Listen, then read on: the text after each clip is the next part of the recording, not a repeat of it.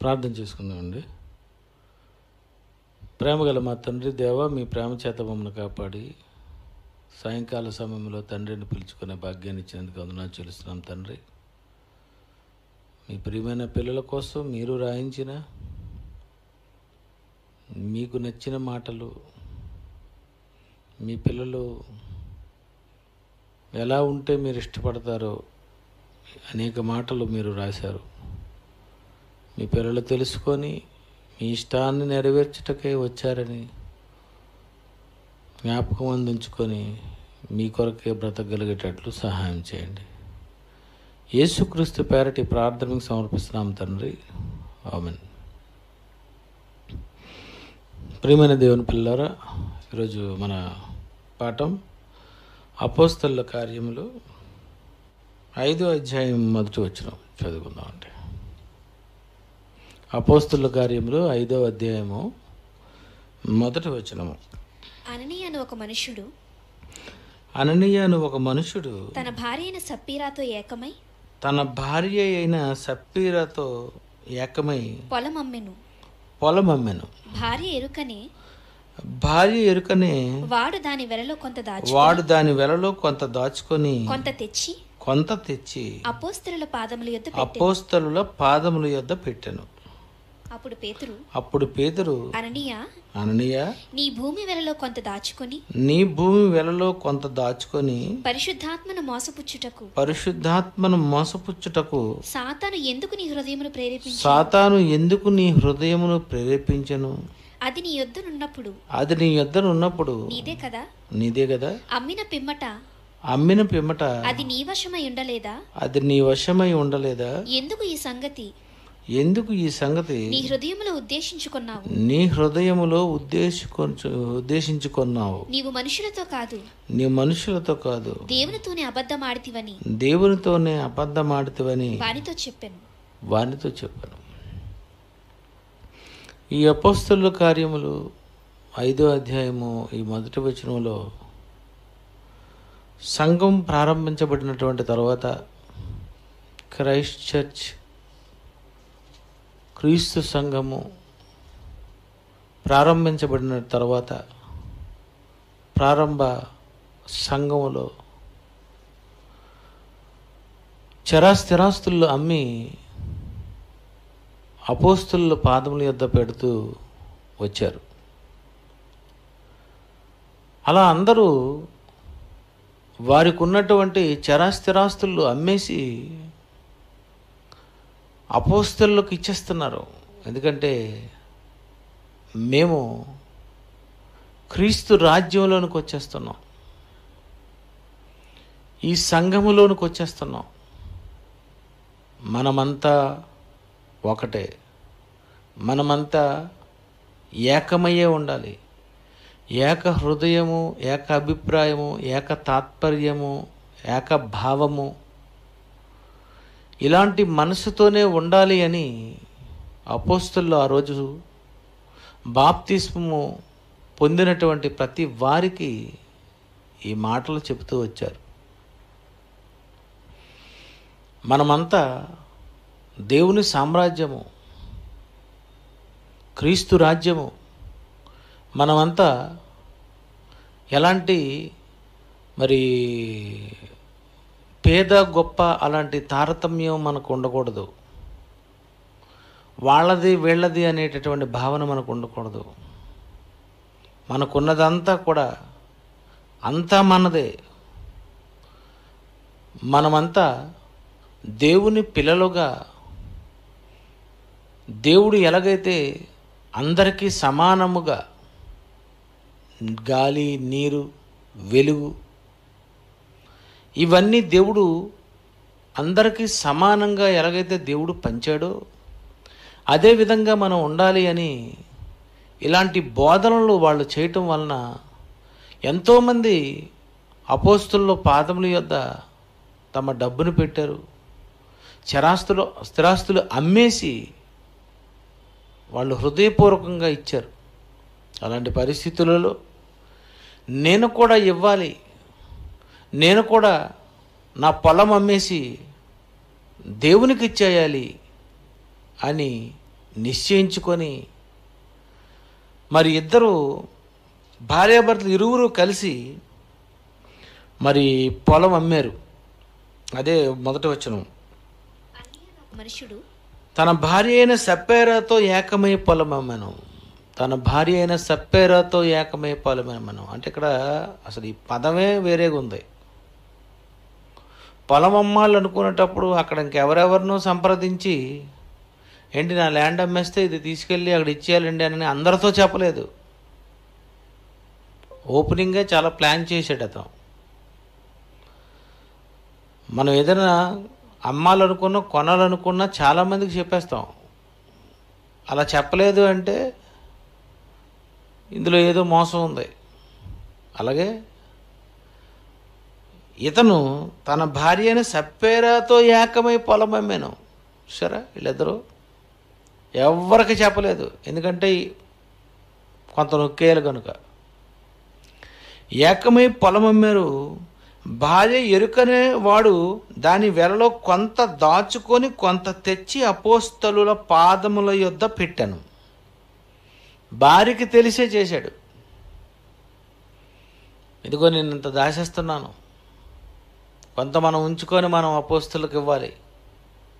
ఇంకో నీకు చెప్తున్నాను, ఇది మనం కొంత దాచుకొని ఇగో ఇది నేను తీసుకెళ్ళి నేను ఇస్తాను అని చెప్పాడు భార్యకి. ఆమె కూడా తందాన తానాన అన్నది. పోనీ ఆమె అనాలి కదండి, ఏమండి ఇస్తామని చెప్పిన తర్వాత ఎందుకు దేవుని మోసం చేయడం? అందరూ ఇస్తున్నారు కదా. అందరూ ఇస్తున్నప్పుడు మనం కూడా ఒక పొలం అమ్మాం, ఇది ఇవ్వాలి అనుకునేటప్పుడు దేవునికి అని మాట ఇచ్చినప్పుడు ఖచ్చితంగా దేవుడికి ఇచ్చేయాలి కదా. ఒకవేళ మనం సగం దాచుకున్నది పేతురు గారికి తెలియకపోవచ్చు, అపోస్తలులకు తెలియకపోవచ్చు, ఎవరికీ తెలియకపోవచ్చు. ఇది మనిద్దరికే తెలుసని మీరు అనుకోవచ్చు, కానీ దేవుడికి ఇస్తామని చెప్పి మనం ఇలా దాచుకోవడం దేవుడినే మోసం చేసిన వారు అవుతామని, దేవుడు చూసి చూడనట్టుగా ఉన్నాడు అనేటటువంటి భావనలో ఆవిడ ఉంది, అతను ఉన్నాడు. దేవుడికి ఇది తెలియదని అని అనుకుంటున్నారు చాలామంది ఈ భూప్రపంచంలో. దేవుడు చూడలే, చూసినా ఏమనడులే. అయినా దేవుడు చూసి చూడనట్టు ఉండాలి. అయినా కొన్ని విషయాలు దేవుడు అడ్జస్ట్ అవ్వాలి. ఇలాంటి భావన ఈరోజు ఉంది. కానీ మనం ఏం చేస్తున్నా, కూర్చుండుట, లేచుట, త్రోవను నడుచుట, పండుకొనుట, ఇవన్నీ దేవుడు చూస్తున్నాడని భార్య ఎరుకనే పొలమమ్మాడన్నది అతను అర్థం చేసుకున్నాడు. కానీ దేవుని ఎదుటనే ఇదంతా మనం చేస్తున్నాం అనే సంగతి మనం ఎప్పుడైనా ఆలోచిస్తూ అంటారా? ఒక దొంగతనం చేయనివ్వండి, ఎవరిదో మోసం చేయనివ్వండి, ఒక అబద్ధం ఆడనివ్వండి, నువ్వు మోసం చేయని ఏది చేసినా నువ్వు దేవుని ముందే చేస్తున్నావు. ఇది దేవునికి తెలిసిపోతుంది. ఎలాగూ దేవుడికి తెలిసిపోయింది. దేవా క్షమించండి అని మనిషి తాను చేస్తున్నటువంటి ఆ మాయ, మోసం, అబద్ధం మనిషి అక్కడే ఆలోచించుకోలేకపోతున్నాడు. ఈరోజు ఈ ప్రపంచంలో ఎవరికి అది అర్థం అవ్వలేదు. నువ్వు ఏది చేసినా దేవునికి తెలిసిపోతుంది. అందులో దేవుని దృష్టికి వచ్చేసరికి దేవుని దగ్గర నువ్వు ఒకటి చెయ్యాలి, ఇవ్వాలి అని అనుకునేటప్పుడు ఖచ్చితంగా దేవునికి ఇస్తానన్న వాగ్దానం నీది నువ్వు నెరవేర్చవలసి ఉంది. అందుకే బైబిల్లో యేసుక్రీస్తు వారు చెప్పినటువంటి ఈ బోధనల్లో అపోస్తులకు బాగా అర్థమైపోయిందండి. మోసం, మాయ ఇదంతా కుదరదు. హృదయపూర్వకంగా, యథార్థముగా, ఏక మనస్సుతోనే ఉండాలి. మనం ఏమనుకున్నా దేవుడికి తెలిసిపోతుంది అని అపోస్తలుల్లో ఈ 12 మంది అర్థం చేసుకున్నారు.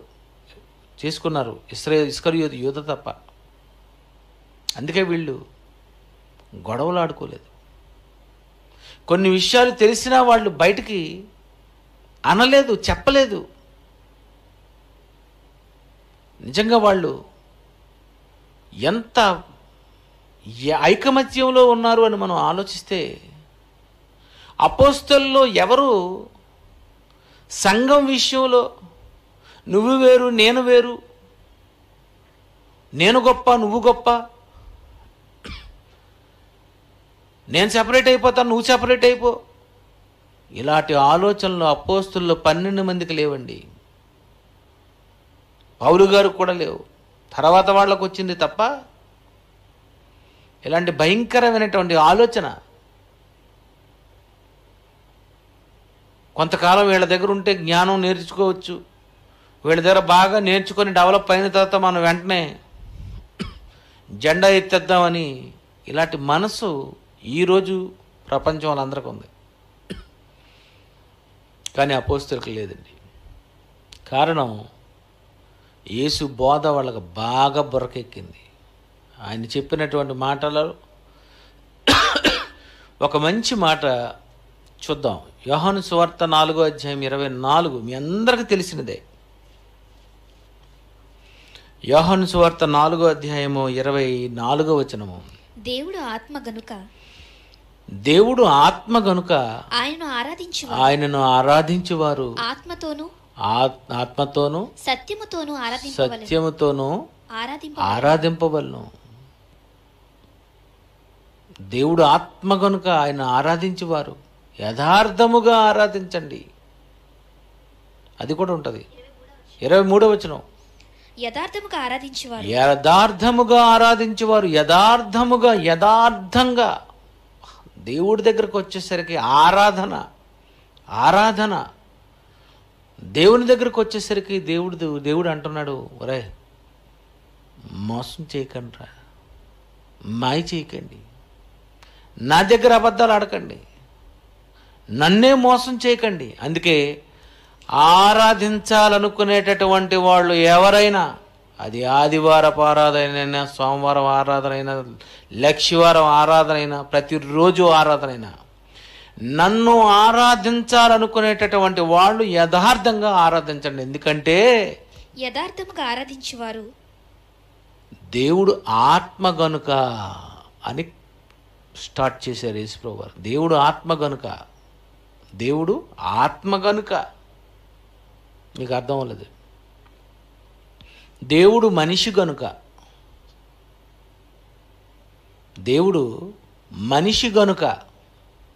ఏమర్థమైంది మీకు చెప్పండి? దేవుడు ఆత్మ గనుక అంటే ఏం అర్థం అవ్వదు. దేవుడు మనిషి గనుక, మనిషి అయితే వీడిని మోసం చేయొచ్చు, మనిషికైతే తెలీదు. ఒక మనుష్యునిలో ఉన్న సంగతులు అతని మనుష్యాత్మకే తెలుసు. ఒక మనిషి విషయాలు ఆ మనిషికే తెలుస్తాయి. ఒక మనిషిలో ఉన్న విషయాలు మరొక మనిషికి తెలియవు. కానీ దేవుడు ఆత్మ గనుక, దేవుడు మనిషి కాదు, దేవుడు ఆత్మ. కారణం దేవుడికి అన్ని తెలిసిపోద్ది. అది దేవుడు ఆత్మ గనుక ఆయనకి తెలిసిపోద్ది. నువ్వు మనిషి గనుక నీకు తెలీదు, నేను మనిషిని గనుక నీ విషయం నాకు తెలీదు. కానీ ఆత్మకు అన్ని విషయాలు తెలిసిపోతాయి. ఆయనకి ఎవరు సాక్ష్యం ఇవ్వాల్సిన అవసరం లేదు. దేవునికి ఎవరు సాక్ష్యాలతో పని లేదు. ఆయనకి అన్నీ తెలిసిపోతాయి. ఇది సైతానుగాడు పప్పులో కాలేశాడు. అన్నయ్య సప్యారాలు కూడా ఇదే పని చేశారు. సాతాను అనుకున్నాడు, మహోన్నతునితో సమానముగా చేసుకోవాలని నేను అనుకుంటున్నాను, ఈ సంగతి నాకే తెలుసు, ఎవడికి తెలియదు అనుకున్నాడు. అయినా నేను మనసులో అనుకున్నది దేవుడు ఎలా గుర్తు పట్టగలడు అని అనుకున్నాడు. మనసులో అనుకున్నది దేవుడు చెబుతాడన్న సంగతి దయ్యానికి తెలియక తన మనసులో అనుకుంది. కానీ నీ మనసులో అనుకున్నప్పుడే, నీ తలంపు పుట్టక మునిపే దేవుడికి తెలిసిపోద్దని, ఆయన ఆత్మకు అంత టెక్నాలజీ ఉందనే సంగతి వాడికి తెలియలేదు, అన్నయ్య సప్పారాలకు తెలియలేదు. ఈరోజు ఉన్నటువంటి నామకార్థ క్రైస్తవులలో ఎవరికీ తెలియదండి. అందుకే యథార్థంగా ఆరాధించరు. యథార్థత లేదు ఆరాధనలో. ఈరోజు ఇలా వస్తారు, అలా ఆ మూలలో ఒకరు కూర్చుంటారు, ఈ మూలలో ఒకరు కూర్చుంటారు. అతను ఎక్కడ ఉన్నాడు, అయితే నేను వెనక్కి వెళ్ళిపోతాను. వీళ్ళు ముందు ఉన్నారు, అయితే నువ్వు వెనక్కి వెళ్ళిపోతాను. వాళ్ళ పక్క నేను కూర్చోను, వీళ్ళ పక్క నేను కూర్చోను. నువ్వేం యథార్థంగా ఆరాధించడానికి వచ్చావు ఆరాధనకి?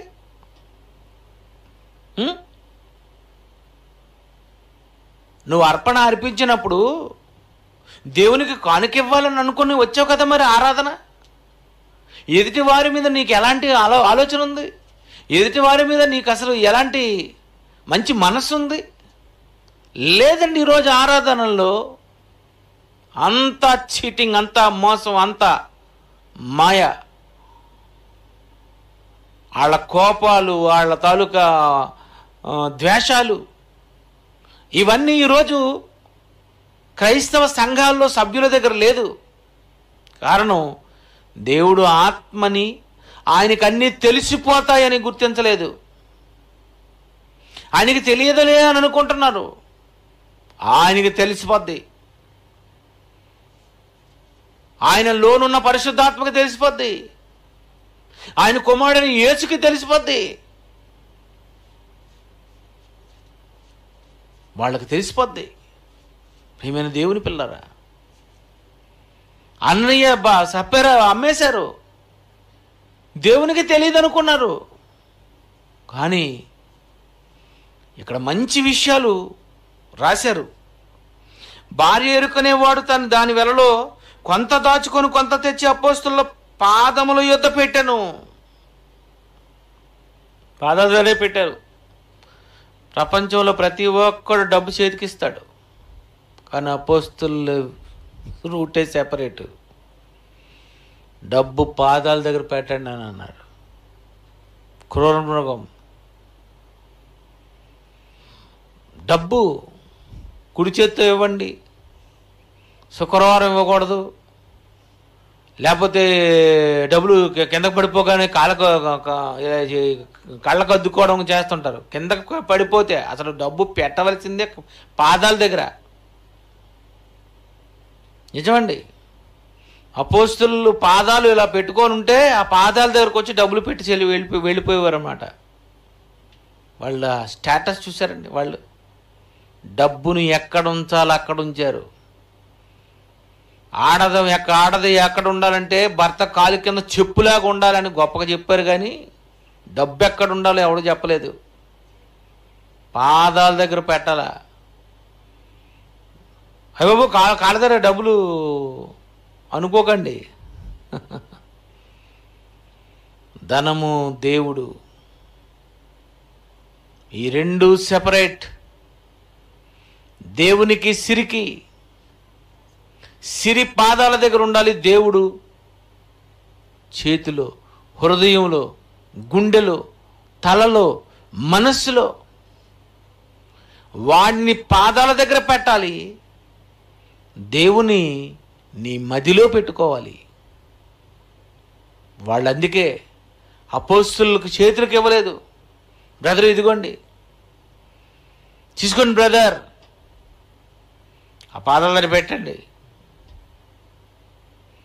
వచ్చాడు, పాదాల దగ్గర పెట్టాడు. పేతురు గారు అంటున్నారు.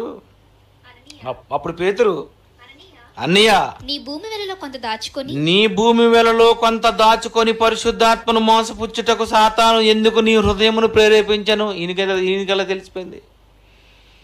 అమ్మింది భార్యాభర్తలు, తెలిసింది భార్యాభర్తలకే.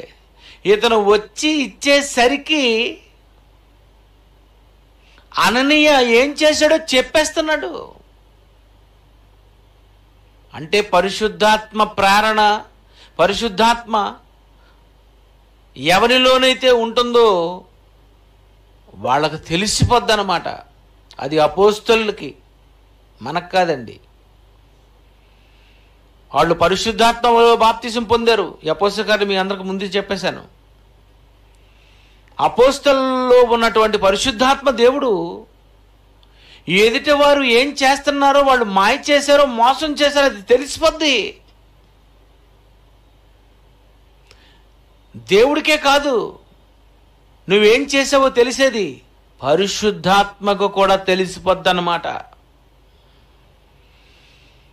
ఇంతకీ నువ్వు మోసం చేసింది పేతురుని అనుకుంటున్నావు, నువ్వు మోసం చేసింది దేవుని అనుకుంటున్నావు, నువ్వు మోసం చేసింది మనిషిని అనుకుంటున్నావు. కాదు, పరిశుద్ధాత్మను మోసం చేయడం వంటిదే. పరిశుద్ధాత్మను మోసం, పరిశుద్ధాత్మకు విరోధముగా పాపము.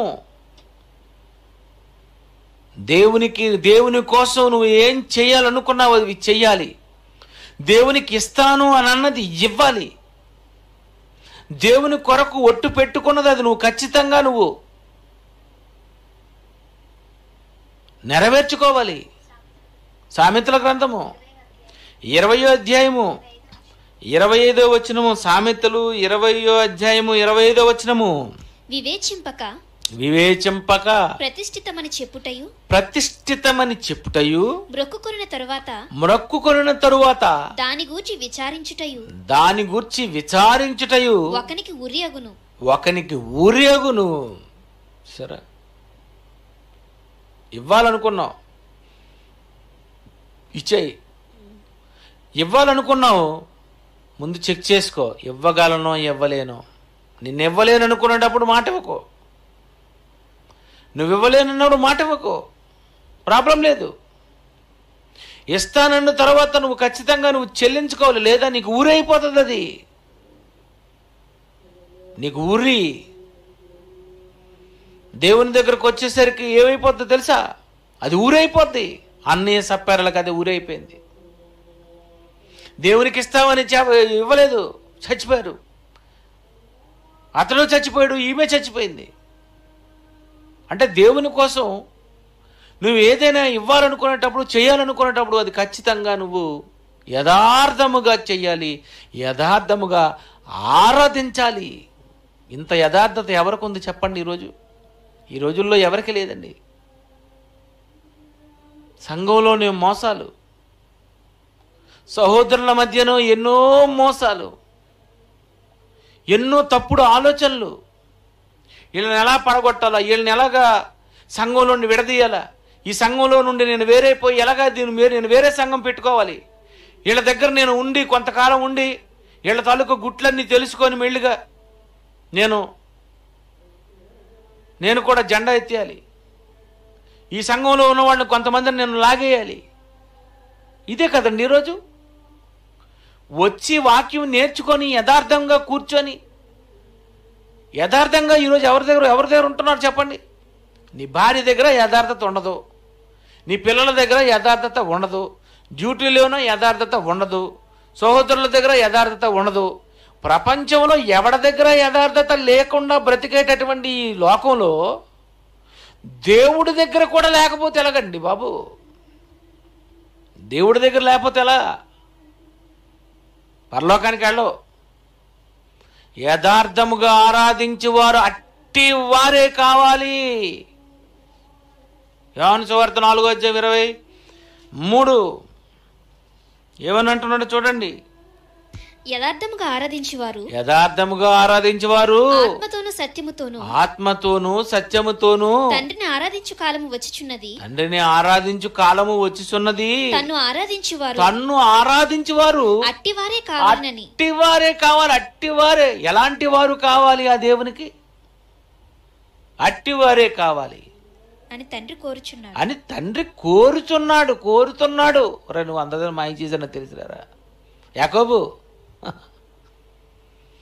మామను మోసం చేశాడు, మామ నిన్ను మోసం చేశాడు, నువ్వు అన్నదమ్ములు అన్నయ్యను మోసం చేశావు, నువ్వు ఎందరినో మోసం చేసి ఉండొచ్చు. అది నువ్వు మోసగాడుగా యాకోబుగా మనుషులు నిన్ను అనుకుంటున్నారేమో కానీ యాకోబు నా దగ్గరకు వచ్చేసరికి, దేవుని దగ్గరకు వచ్చేసరికి నువ్వు మోసం లేదు. భూమి మీద నువ్వు మానవుల దగ్గర మోసగాడివి, నా దగ్గర యథార్థవంతుడివి. నిజమండి. ఎవరి దగ్గర నువ్వు మోసం చేసినా దేవుని దగ్గరకు వచ్చేసరికి ఎందుకు మోసం? దేవుని దగ్గరకు వచ్చేసరికి ఎందుకు నువ్వు తప్పుడుగా ఆలోచిస్తున్నావు? దేవుడి దగ్గరకు వచ్చేసరికి సంఘాన్ని ఎందుకు ముక్కలు చేసేస్తున్నావు? దేవుని దగ్గరకు వచ్చేసరికి ఏదో ఒక కుట్ర, ఏదో ఒక మాయ, ఏదో ఒక మోసం. ఈరోజు నిజమండి, సంఘాల్లోనే, ఫ్యామిలీలో ఉన్నదంటే పోనీ ఏదో ఉన్నది, సంఘాలలోనా తెలియదు అనుకుంటున్నారా? దేవుడికి చచ్చిపోతారు. నిన్ను దేవుడు అస్సలు కోరుకోడు. ప్యూర్ హార్ట్తో ఉండాలి, ప్యూర్ హార్ట్. యథార్థంగా సహోదరుల్ని పలకరించాలి, యథార్థంగా సహోదరుల ద్వారా మాట్లాడాలి, యథార్థంగా సంఘ కార్యక్రమాల్లో ఉండాలి. నిజమండి, దేవుడి దగ్గర తెలిసిపోదు కదండి. కొంతమంది చందాని కూడా దాచేసేవారట. చందాలో 10 రూపాయలు వేసి అందులో 100 రూపాయలు లాగేవారు, లేకపోతే రూపాయి వేసి అందులో డబ్బులు తీసేస్తుంటారట. అంటే తెలియదు అనుకుంటున్నారా? ఎవరికైనా తెలియకపోవచ్చు. నువ్వెవరి దగ్గరైనా మోసం చేయొచ్చు, దేవుని దగ్గర మోసం చేస్తే చస్తారు అని చెప్పాడు. అదే అననీయ సప్ఫీరా. అననీయ సప్ఫీరాల్లో ఏమి నేర్చుకోవాలి ఈరోజు? దేవుని దగ్గర మనం యథార్థంగా ఉండకపోతే అని తెలిసిపోద్ది మన దేవుడు ఆత్మ గనుక. ఎంత బాగా చెప్పాడండి ఆయన ఆత్మ గనుక ఆయన ఎలా మోసం చేయగలరు? ఆయన మనిషి కనుక మోసం చేయొచ్చేమో. మనిషిని మోసం చేయగలడు. మనిషి దగ్గర మోసం చేసినా తప్పించుకోగలడు. చట్టం నుండి తప్పించుకుంటావు, ఎక్కడి నుండైనా తప్పించుకుంటావు. కానీ దేవుని నుండి నువ్వు ఎక్కడ వరకు తప్పించుకుంటావు? తప్పించుకోలేవు. నువ్వు ఆకాశానికి ఎక్కినా నాకు తెలుసు, సముద్ర అగాధ జలాల్లోకి వెళ్ళినా నాకు తెలుసు, నువ్వెక్కడున్నా నాకు తెలిసిపోద్ది అంటున్నాడు. కనుక దేవుడి దగ్గరకు వచ్చేసరికి ఇంకా నిజం చెప్పేయండి. లాయర్ దగ్గర పోనీ అబద్ధం ఆడండి, పర్వాలేదు, మర్డర్ చేసినా చేయలేదంటారు. డాక్టర్ దగ్గర కూడాను ఎన్ని అబద్ధాలు ఆడతారంటే, అసలు డాక్టర్కి నిజం చెప్పేస్తే అతనికి రోగం తెలిసిపోద్ది, నువ్వు ఎందుకు వల్లనే నీకు ఇది వచ్చిందో తెలిసిపోద్ది, ఆయనకే అర్థమవుతుంది. ఎవడో నీకు గట్టిగా బండితో గుద్దేస్తే జారి పడ్డానండి అంటే ఆయనకి ఏమర్థం అవుతుందండి? జారి పడ్డాడంటే చిన్నదేలే, అయితే నీకు చిన్న నొప్పి మాత్రం రాస్తానని రాస్తాడు. కానీ నీకు ఆడు బండితో గట్టి గుద్దాడని తెలీదు. ఎందుకంటే నువ్వు అక్కడ చెప్పావు కదా, యాక్సిడెంట్ అయిందని. కానీ మనం చెప్పావు అనుకో, ఇది మళ్ళీ పెద్ద పోలీస్ కేసు అయిపోద్ది, అలాగైపోద్దని ఆయన దగ్గర అబద్ధాలు ఆడతావు, లాయర్ దగ్గర అబద్ధాలు ఆడతావు. ఆడు అంతే. మరి నువ్వు ఆడువారు కదా మీరు. అబద్ధాలు ఆడండి. అక్కడ దేవుడి దగ్గరకు వచ్చేసరికండి ఉన్నది ఉన్నట్టుగా చెప్పేయండి. దేవుడి దగ్గరకు వచ్చేసరికి ఆయనకి తెలిసిపోద్ది. ఆయన నువ్వు మోసం చేయలేవు, నువ్వు మోసం చేయగలిగిన వాని దగ్గర నువ్వు చేయొచ్చు, కానీ దేవుని దగ్గర నువ్వు మోసం చేయలేవు. కనుక ప్యూర్ హార్ట్తో ఉండాలి. ఎఫ్సి పత్రిక 6వ అధ్యాయము 7వ వచనము, ఎఫ్సి 6:7. దేవుని చిత్తమును మనఃపూర్వకముగా జరిగించుచు మనుషులకు చేసినట్టు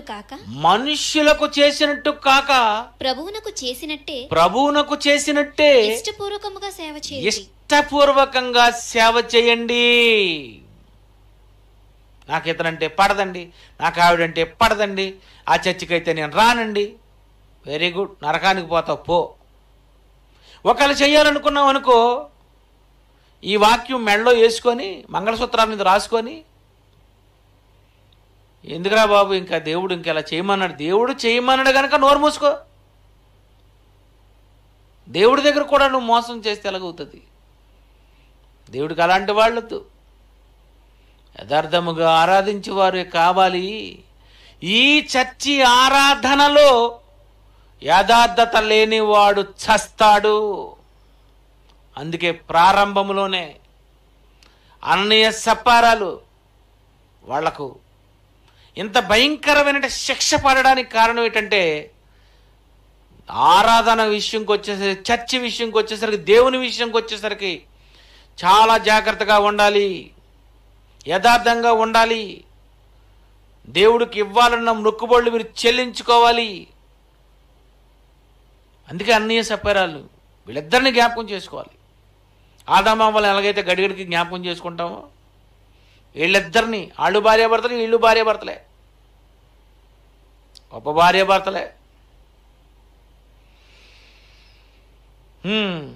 అప్పుడు పేతురు, అన్నయ్య నీ భూమి వెళ్ళలో కొంత దాచుకొని పరిశుద్ధాత్మను మోసపుచ్చుటకు సాతాను ఎందుకు నీ హృదయమును ప్రేరేపించను? ఇంతకీ నువ్వు ఇలా మారిపోవడానికి గల కారణం ఎవరంటే దయ్యం, సాతాను. నీ హృదయము దేవుని ఎదుట సరైనది కాకుండా చెయ్యాలన్నదే దయ్యం. సాతాన్ని ప్రేరేపిస్తాడు. అంతే చేస్తున్నావేటి? అయినా కొంత దాచుకుంటే ఎవరికి తెలిసిపోద్ది. సరే, ఇలాంటి ఆలోచనలు, సాతాను ప్రేరేపణ, సాతాను ప్రేరణ. సాతాను ఎందుకు నీ హృదయమును ప్రేరేపించను? వాక్యం రాయించడానికి పరిశుద్ధాత్మ ప్రేరణ అయితే, మనిషిని పాడు చేయడానికి దెయ్యం ప్రేరణ అనమాట. చూసారు, ఇది కాపీస్టే. మీరు పరిశుద్ధాత్మ ప్రేరణతో రాయిస్తారా? నేను కూడా ప్రేరణ ఇస్తానండి. నా ప్రేరణే వేరు. ఆడొచ్చినట్టు తెలీదు, లోన ప్రేరేపిస్తున్నట్టు తెలీదు, ఊతున్నట్టు తెలీదు, నిన్ను వేడెక్కిస్తున్నట్టు నీకు తెలీదు. దయ్యం వాడే నిన్ను వేడెక్కిస్తాడు, వాడే నిన్ను ప్రేరేపిస్తాడు. వాడు ప్రేరేపిస్తున్నాడు కనుక నువ్వు దేవుణ్ణి మోసం చేస్తుంటావు. వాడు డబ్బు ఎక్కడుందో అక్కడే వస్తాడు. ఆ సిచ్యువేషన్స్ ఎక్కడైతే ఉన్నాయో అక్కడ ఎంటర్ అయిపోతాడు. ఎక్కడైతేనే కొంచెం నాకు అవకాశం ఉందని. సరే, సాతాను ఎందుకు హృదయము ప్రేరేపించాడు? ఈరోజు మానవ హృదయాలను ప్రేరేపించేది దేవుని వాక్యమా? ఆ వాక్యాలు విని నువ్వు నిజంగా యథార్థంగానే ఆరాధిస్తున్నావా? యథార్థంగానే సంఘాలలో ఉన్నావా? యథార్థంగానే నువ్వు వెళ్ళి సపరేట్గా ఆరాధించుకోవాలని అనుకున్నావా? నీకు అనుకున్నావా? నాకు దూరం అయిపోయిందండి. నాకు అక్కడ ఒక 100 మంది ఉన్నారండి. నేను ఒక 50 మందిని మంచి వాక్యంలో పెంచుతున్నాను. నాకు అనుమతి ఇవ్వండి, నేను పెట్టుకుంటాను. ఎంత బాగుందండి, ఎంత బాగుంది. ఈరోజు అలా ఒక సంఘం నుండి మరొక సంఘం ఏర్పడిందంటారా? ఏదో ఒక మాయ, మోసం, గొడవలు. అలాగే నువ్వు వేరే పోయి ఆరాధన పెట్టుకుంటున్నావు. ఈరోజు BOUలో కొంతమంది అలాగే విడిపోయారండి. మా దగ్గర నుండి అలాగే పోయారు, యథార్థంగా వెళ్ళిపోయారంటారా? వాళ్ళు అనుమతి తీసుకొని ఆరాధించడానికి వెళ్ళిపోయారంటారా? లేదండి. ఒకడికి బాబు నీకు ఇన్ని సంవత్సరాలు జీతం ఇచ్చావు, నువ్వు ఎలాగ పబ్లిక్ స్పీకర్ అయిపోయావు కనుక నీకు ఎలాగ పబ్లిక్లో నీకు ఎలాగోలాగా నువ్వు బ్రతకడానికి డబ్బులు ఇస్తున్నారు కనుక మరి నీకు ఎంతకాలం నేను ఇచ్చాను, ఇంక ఇప్పుడు మేము ఇవ్వలేము. అయినా మీరు పబ్లిక్లో మాట్లాడుతున్నారు, ప్రజలు డబ్బులు ఇస్తున్నారు కదా, నాయన నీ బ్రతుకు తెరుగు బాగుంటుంది కదా అంటే అంతే. సాతాను ప్రేరేపించింది. ఒకడు పోయాడు, ఆడు తర్వాత మరొకడు ఉండి వాడికి అవయవాలే కట్ అయిపోయాయి. దేవుడిచ్చిన అవయవాలే దేవుడే కటింగ్ ఇచ్చాడు. ఇడు గొప్ప డేంజర్ గాడిలాగా ఉన్నాడు. అయినా అవయవాలు ఇచ్చిన దేవుడు అవయవాలు తీసాడు పెట్టండి. అయ్య బాబోయ్, ఆడు చాలా భయంకరుడు అనమాట. అమ్మ వీడితో చాలా ప్రమాదం అని మనం అనుకోవాలా? అచ్చా, ఆడు చాలా తెలివిగా వాడుపోయాడు. అంతకుముందు ఒకడు ఉండేవాడు ఆడుపోయాడు, అంతకుముందు ఉండేవాడు వాడుపోయాడు. అడిగి వెళ్ళిపోయారా? యథార్థంగా వెళ్ళిపోయారా? ఎలా వెళ్ళిపోయారు? ఏముందలే, అయినది ఇది పెద్ద విషయమా అని అనుకుంటున్నారు. దేవుడికి తెలిసిపోద్దండి. దేవుడికి యథార్థముగా ఆరాధించేవారు అట్టివారే కావాలి. అమ్మ బాబు నేను ఏం చేసినా ఆయనకి తెలిసిపోద్ది, ఎందుకురా బాబు మనం ఆలోచించుకోవడం అయినా, ఆయన ఒకటి మనం మనుషులు లేదో మోసం చేస్తున్నాం అనుకుంటున్నామేమో, కానీ వద్దు యథార్థంగానే మనము ఆరాధించుకోవాలి. యథార్థముగా ఆరాధించాలంటే ఆ సంఘంలో అడిగి వెళ్ళిపోవాలని అర్థం ఆరాధన, యథార్థముగా ఆరాధన. అండ్ మేము ఇక్కడ ఆరాధించుకుంటామని యథార్థముగా ఆరాధించుకో. సగం మందిని కొంతమందిని పట్టుకెళ్ళిపోయాడు, పూర్ణ మార్కెట్లో పెట్టాడు ఒకడు, ఇంకోటి వెళ్ళిపోయాడు ఆరులో పెట్టాడు, ఇంకోటి వెళ్ళిపోయాడు, ఇంకో దగ్గర పెట్టాడు. యథార్థముగా ఆరాధన అంటారా, సాతాను ప్రేరణతో పరిశుద్ధాత్మను మోసం చేస్తున్నారంటారా? ఒకసారి మీరు ఆలోచించాలి. అందుకనండి ఈరోజు ఎవరికి యథార్థం లేదు, ఉత్తరే అంతా మాయ. ఇలాంటి వాళ్ళందరూ లాస్ట్కు చస్తారు. వాళ్ళ సంగతి దేవుడు తెలిసిపోద్ది, అందుకే వాళ్ళకి ఏం జరగదు. అందుకే దేవుడు అట్టి వారిని ఆయన లిస్టులో పెట్టుకోడు. మనిషి నుండి నేను వేరైపోతున్నాను, మనిషికి మోసం చేస్తున్నాను, అతను అలాంటివాడే నేను అలాంటివాడిని, ఇలాంటి మాటలే. ఎవరు అలాంటి వారో నీకెందుకయ్యా, ఆరాధనకు వచ్చావు, దేవుడు మంచోడు కదా, దేవుడు చెప్పినట్టుగా ఉండొచ్చు కదా నువ్వు. ఎవరండి ఉంటున్నారు? ఏం యథార్థత లేదండి, ఏం యథార్థత లేదు, అంతా మోసం మాయ. ఎవరో పాటలు కట్టారనుకో, ఆ మహిమ గంట ప్రభావం నాకే చెందాలనుకుంటాడు ఒకడు. ఇంకొకడు వీళ్ళకి కానీ మనం చెప్పామనుకో, వీళ్ళు ఏదో అంటారండి, ఎందుకంటే బాబు మనం చెప్పడం అని మరొకడు. పాటలు కట్టిన వాళ్ళు ఎవరైనా అనియా పోనీ ఇలా పాటలు కడుతున్నాం, పోనీ మీకు నచ్చలేదా, బాగలేదా, పోనీ ఒకడు బాగుపోతే మీరు మార్చండి, ఒకటి మాకంటే మీకు బాగా తెలుస్తుంది. అంతా అయిపోయి మొత్తం అంతా కంపు చేసిన తర్వాత వచ్చి మా సీడీని రిలీజ్ చేసేయండి అంటే ఏం రిలీజ్ చేస్తాం బాబు? ముందు ఉండాలి కదా. నువ్వంతా వేసుకుని నా దగ్గరకు వచ్చిన తర్వాత నేనేం చేయగలను? పోనీ మేమేమైనా చెప్తే వింటావా? పోనీ మా దగ్గరకు వచ్చి ఏమైనా పోనీ డిస్కస్ చేస్తావా? వాళ్ళు దించారు, మేము దించాలి, మేము దించాము, మీరు దించాలి. చూసారండి, అది యథార్థంగా ఉండవు, ఏదో లోపం ఉంటుంది. అది మాటలో కానివ్వండి, సంగీతంలో కానివ్వండి, ట్యూన్లో కానివ్వండి, అది అలా ఉన్నప్పుడు అది అలాగైపోద్ది అంతే. నిజమండి. ప్రియమైన దేవుని పిల్లరా, దేవుడు అని అనేసరికి ఇదంతా ఇది మనది, మనమంతా ఒక్కటే. మనం ఏం చేసినా దేవుడు తెలిసిపోద్ది. ఇలాంటి మాటలు మాట్లాడకండి. ఏదైనా చేయాలన్నా మనం అంతా కలిసే మనం చేద్దాం. మనం ఆరాధించుకోవాలనుకున్నా మనం యథార్థముగానే ఆరాధించుకుందాం. అననీయ సప్ఫైరాల్లో యథార్థత లేదు. దేవుడు నరులను యథార్థవంతులుగా పుట్టించాడు. యథార్థముగా ఆరాధించండి అని చెప్పాడు. దేవుడికి తెలియదు అనుకున్నారు, కానీ ఏం జరిగిపోయిందో ఒకసారి చూడండి. 5వ వచనం, అన్నయ్య ఈ మాటలు వినుచునే పడి ప్రాణము విడువగా. వినిన వారందరికీ ఇదేంటండి, అంత స్పాట్లో చచ్చిపోవాలా? ఎందుకు మోసం చేసావంటే చచ్చిపోతారా? ఎన్నోసార్లు మా సంఘంలో 100 సార్లు మోసం చేశారు, ఎవరు చచ్చిపోలేదు ఎదురుకుండా. తర్వాత చచ్చిపోతారులేండి. అక్కడ అంత ఫాస్ట్గా జరిగిపోయింది ఏంటండి? దేవుని శిక్ష అలా ఉంటుందన్నమాట. నా దగ్గర మోసం చేస్తారట్రా మీరు? నా దగ్గర మోసం ఏంటి? దేవుడి దగ్గర మోసం ఏంటి? ఇంతకాలం లోకంలో మోసాలు, మాయలు, వ్యభిచారం, నరహత్య, అబద్ధాలు ఇవన్నీ ఆడి నా దగ్గరకు వచ్చారు. నేను మిమ్మల్ని క్షమిస్తాను, మిమ్మల్ని కడుగుతానన్నాను. యథార్థవంతులుగా పుట్టిస్తే యథార్థతను పోగొట్టుకున్నారు.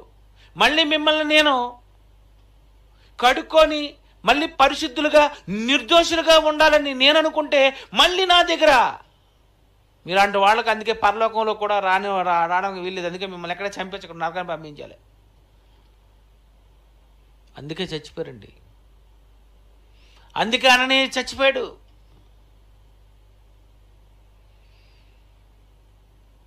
అన్నయ్య మాటలు వినుచునే పడి ప్రాణము విడువుగా విన్నవారికి అందరికీ మిగుల భయము కలిగను. భయం వేసిందట మొత్తం అందరికి. ఒరే మనం కానీ ఆ రోజు అలాగే ఇచ్చడమే మంచిదేంద్రా బాబు, మనం కానీ ఎక్కడ ఒకళ్ళు సగం తీసినా ఏం చేసినా సరే దెబ్బ అయిపోతుంది. స్థిరాస్తులు అమ్మగాని అలా తీసుకొచ్చి బాబు నేను అలాగే పెట్టాను, అమ్మో నేను పాదముల దగ్గర పెట్టేశాను, అమ్మో నేను ఎవరు అమ్మినప్పుడు రా మీ అందరికీ తెలిసే చేశాను కదరా బాబు. భయం ఎప్పుడేస్తుంది? సంఘస్థులందరికీ భయం. ఇలాంటి సంఘాల్లో జరిగితే బాగున్ను. ఈ శిక్షలో యథార్థముగా ఆరాధిస్తారు అందరూ. పిల్లరా, దేవుని అందుకే మోసం చేయకండి. దేవుని సువార్తలో మోసం చేయకండి. దేవుని పనిలో మోసం చేయకండి. దేవుని యథార్థముగా ఆరాధించండి. ఆయన దగ్గరకు వచ్చేసరికి ఎందుకులే ఇంకా తెలగతే ఆయనకు తెలుసు కదా, క్షమించండి అని అడిగండి. పోలారా, మీ హృదయం అలాంటిదే. చేయగోరు మేలు చేయక చేయగోరిని కీడి చేయుచున్న కనుక నీ యందు నివసించు పాపమే అని నేను అర్థం చేసుకోగలను. పోలే అలాగ అనుకున్నావు కానీ మళ్ళీ నువ్వు ఇలాంటి మనసు తెచ్చుకున్నావు. ఎంత బాగుంటుందండి, ఎంత ఫ్రెష్గా ఉంటుందండి. ప్రియులారా, ప్రారంభ శతాబ్దంలో ప్రారంభ సంఘములో ఆ రోజు యథార్థముగా ఆరాధించేవారు మాత్రమే ఉండాలి. సాతాను ప్రేరణతో పరిశుద్ధాత్మనే మోసం చేసి దేవునినే మోసం చేసే అలాంటి వారు నాకు వద్దనే అనుకుంటున్నాడు. అది సంఘములో బాప్తిజం పొందిన వారైనా అందుకే చచ్చిపోతారు. అటువారు అందుకే పోతారు. కళ్ళు మూసుకోండి. ప్రేమగల మా తండ్రి, మీ దగ్గర మేము యథార్థముగా ఉండాలి. అధమవల్లాగా ఉండకూడదు, దెయ్యంలాగా ఉండకూడదు, అన్నయ్య సప్పేరాల్లాగా ఉండకూడదు.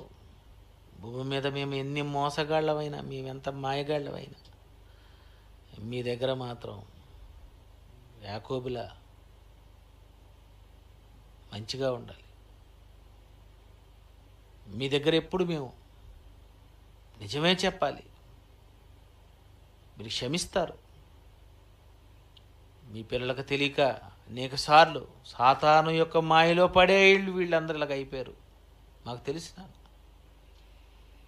బుద్ధి తెచ్చుకొని వాక్యం విని మారు మనసు పొందగలిగేటట్లు సహాయం చేయమని యేసుక్రీస్తు పేరటి ప్రార్థన సమర్పిస్తున్నాం తండ్రి.